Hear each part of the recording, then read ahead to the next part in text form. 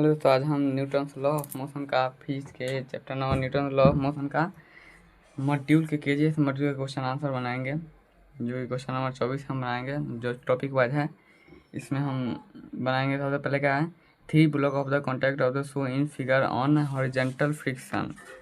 Cable and pull to the right with of the force T3। मतलब इसको 60 Newton से खींचा जा रहा है। M1 का भार है 10 kg, M2 का 20 kg, M3 का 30 kg है। तो टेंशन ऑफ 2, मतलब यहाँ पे कितना टेंशन आएगा वो हमें निकालना है। तो सबसे पहले हम कुछ भी रहे, सबसे पहले हम एक्सीलरेशन निकालेंगे इस पूरे कंपाउंड का। तो एक्सीलरेशन बराबर कितना होता है, मतलब इसमें देखें जितना फोर्स है इतना, मतलब कितना वजन है उसे भाग दे देंगे तो वो हो जाएगा, निकल जाएगा। तो 1 मीटर प्रति सेकेंड स्क्वायर इसका मतलब क्या होगा, एक्सीलरेशन होगा। तो इसको हम कुछ इस प्रकार बनाएंगे कि यहाँ पे एक्सीलरेशन निकालेंगे तो 1 मीटर प्रति सेकेंड स्क्वायर हो जाएगा। हम टेंशन 2 पे निकालेंगे तो क्या करेंगे, टेंशन 2 पे अगर निकालना है तो देखो, अगर ऐसा कोई भी सवाल रहे तो सबसे पहले हम एक्सीलरेशन निकालेंगे। एक्सीलरेशन के बाद हम टेंशन 2 पे निकालना है। तो टेंशन 2 को किस किस को खींच रहा है, तो देखोगे तो टेंशन 2 2 डिब्बे को खींच रहा है। तो M1 M2 को, और उसको एक्सीलरेशन से गुना कर दोगे तो M1 M2 कितना है 10 और 20 हो गया 30। तो हो गया इसका आंसर 30 न्यूटन। इसके बाद क्वेश्चन नंबर 25 क्या दिया हुआ है, a uniform thick rope of the length 5 metre kept on the frictionless surface of the force 5 newton apply force its end fine tension in the rope of 1 metre force in end. मतलब इस प्रकार का कोई question रहेगा ना, तो हम इस प्रकार बनाएंगे कि रोप को हम सबसे पहले 5 भागों में, मतलब रोप है मान लो ये, तो उसको हम 5 न्यूटन का अगर उस पर फोर्स लग रहा है तो उसको हम 5 भागों में बांट देंगे। और उस पर पूछ रहा है क्या, मतलब 1 मीटर फोर्स, तो सबसे पहले 5 भागों में बांट देंगे। तो ये यहाँ पे इतना जो फोर्स लग रहा है, यहाँ पे 1 न्यूटन का फोर्स लग रहा है, यहाँ पे 2 3 4 5, इसी प्रकार तो 5 न्यूटन का फोर्स ऐसे ही लग सकता है ना। यहाँ पे 1 न्यूटन का लग रहा होगा, यहाँ पे 2, यहाँ पे 3, यहाँ पे 4, यहाँ पे 5। तो 1 न्यूटन में 1 मीटर में पूछ रहा है तो ये हो जाएगा 1 न्यूटन। तो सिंपली अगर दिया होगा ना और कितना होगा बांटा जा रहा है उससे अगर भाग दे देंगे तो आराम से हमें आंसर निकल सकता है। इसके बाद क्वेश्चन नंबर 26 है, 2% in the holding of the rope negligible weight tightly at its end so that is a horizontal 15 kg weight is attached to the rope at the midpoint which now no longer remain horizontal. The maximum tension required to the completely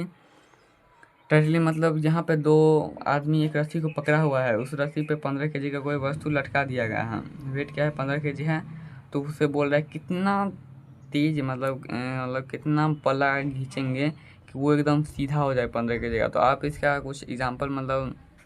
इसका example आप घर पे भी कर सकते हैं। तो आपको पता होगा कि उसको जीरो करने के लिए इन्फिनिटी या सबसे ज़्यादा इन्फिनिटी या लार्ज फोर्स भी लगाएंगे तो वो सीधा रस्सी पूरा सीधा नहीं होगा। अब क्या कह रहा है question number 27, a body of the mass 40 kg, मास क्या है 40 kg, hanging from the horizontal branch of a tree,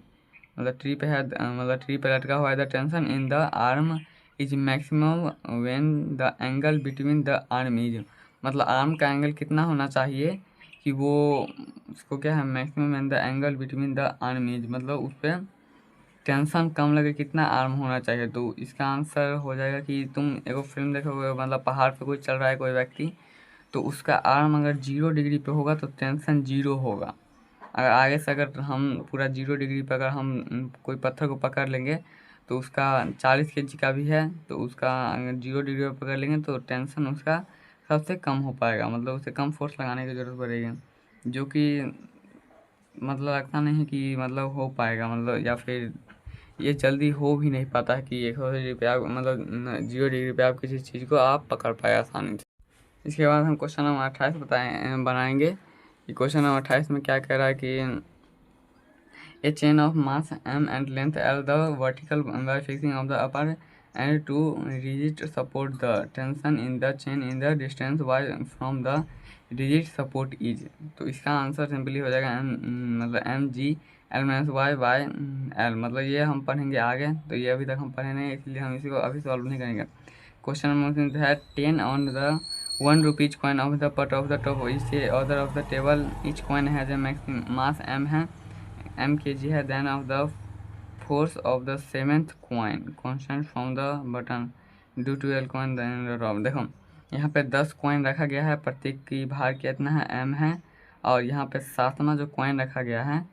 तो पूछ रहा है उसके नीचे जो 7वां कॉइन है उसके ऊपर कितना भार लग रहा है, तो 3 उससे ऊपर कितना कॉइन है, मतलब 3 mg का ही भार लगेगा उसमें। क्वेश्चन नंबर 30 है, मतलब क्वेश्चन नंबर 30 में कह रहा है कि दो आदमी हैं एक, और दोनों 1000 न्यूटन की फोर्स से अपनी मतलब रस्सी को खींच रहा है, तो उस पर रस्सी पे कितना फोर्स लग रहा है, तो दोनों 1000 न्यूटन, मतलब दोनों कितना खींच रहा है 1000 न्यूटन से, तो इसका रस्सी पे फोर्स भी लगेगा कितना 1000 न्यूटन, तो ये हो जाएगा 30 का बी। इसके बाद क्वेश्चन नंबर 31 है, A light string passes over of the frictionless pulley to one of the end of mass 6 kg is attached and to its other end of mass 10 kg in the attached in the। सबसे पहले हम इसमें भी क्या करेंगे, सबसे पहले acceleration निकालेंगे। एक्सीलरेशन कितना होगा, टोटल देखेंगे तो इस पर अगर इस पर मतलब 10 में से मतलब यहाँ पे नीचे की ओर कितना लग रहा है 100 न्यूटन का फोर्स, और इसमें ऊपर की ओर मतलब इसमें भी नीचे की ओर कितना लग रहा है 60 न्यूटन का फोर्स, तो 100 में से 60 गया तो 40 हो गया। अब बट्टा में इस पर मतलब कितना दोनों को जोड़ने का फोर्स कितना मतलब मास कितना है, तो 100 और 60 मतलब 1600 मतलब 160 हो गया। तो इसमें हम मतलब हो जाएगा फोर्स लग रहा है 40 और 160 न्यूटन का मास है, तो इसको में से 0 0 कर जाएगा तो 1/4 मीटर प्रति सेकंड स्क्वायर हो जाएगा। तो इसको हम कुछ इस प्रकार से बनाएंगे कि एकदम इजी हो, तो इसको कुछ इस प्रकार बनाएंगे कि यहाँ पे एक्सीलरेशन पहले निकालेंगे, तो m2 माइनस m1 बाई जी बटा m1 प्लस m2, तो 40/16 हो गया, तो 2.5 mg स्क्वायर हो गया। इस प्रकार हम टेंशन निकालना है, टेंशन हमें कहाँ निकालना है, तो इस पर क्या है the tension of the strength, मतलब इसका टेंशन कितना होगा। तो टेंशन के लिए सिंपली क्या करेंगे, तो 10 में से 6 मतलब 10 में से 4 गया तो कितना 6 इंटू 10 प्लस इसको 2.5 है यहाँ पे रख देंगे, तो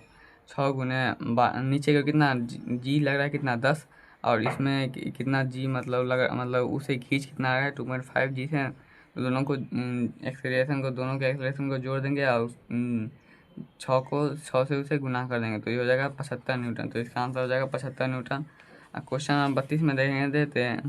क्वेश्चन नंबर 32 है इसेंटली कैरेक्टरिस्टिक ट्रांसलेस देखो इसेंशियल मतलब essential characteristic of the transitional equilibrium है, मतलब इसमें कितना होगा कि चारों तरफ से समान ही फोर्स लग रहा है, तो उस पर क्या होगा ऑप्शन नंबर 2 होगा, इसका आंसर होगा its acceleration is equal to 0। Question number 33 है M is suspended by the rope of from is a rigid support at a edge show in the figure, मतलब फिगर में बताया गया another the rope is a trade at the end B and it is a pulled horizontally what a force F if the rope AB make and the angle theta with of the vertical is the equivalent of the tension in the steering AB। तो इसमें तो हमें पता है कि इसमें दाएं की ओर लगेगा टी साइन, तो हम इसे कुछ इस प्रकार बना सकते हैं कि क्वेश्चन नंबर 33 को मतलब इसमें दाएं की ओर लगेगा क्या टी साइन थीटा, तो इसमें क्या होगा टी साइन थीटा बराबर फोर्स हो जाएगा, तो फोर्स बराबर क्या होगा एफ साइन थीटा, मतलब साइन थीटा को क्या करिए इस पर किए तो टेंशन बराबर क्या होगा F sine theta, F by sine theta. Question number a uniform string of the mass of KG and the length L is a suspended from the rigid support tension at the distance by 1/4 in the free and is. तो इसको हम कुछ इस प्रकार बनाएंगे कि a uniform string mass 6 kg है and length L है, is suspended from the rigid support, मतलब सपोर्ट ऊपर से मिला है the tension at the distance 1/4 की जो दूरी है उस पर उसका टेंशन कितना होगा, तो सिंपली 1/4 कितना आएगा 4 भाग में बांट देंगे, 1/4 मतलब यहाँ आएगा, तो सिंपली हम जितना वजन है वो उसे हम 1/4 से गुना कर देंगे, जहाँ से निकालना है तो उसका टेंशन आएगा 2.5 kg वेट हो जाएगा। इसके बाद क्वेश्चन नंबर 35 है a block of the mass, इसके बाद क्वेश्चन नंबर इसके आगे 35 है a block of the mass 0.2 kg is suspended from the ceiling a light string, a second block of the mass 0.3 suspended of the first block of the, मतलब इसमें 3 block है एक दूसरे के ऊपर, मतलब लटका हुआ 2 ब्लॉक है, पहला ब्लॉक की जो वजन है वो है 0.2 kg है, दूसरा ब्लॉक का 0.3 kg है,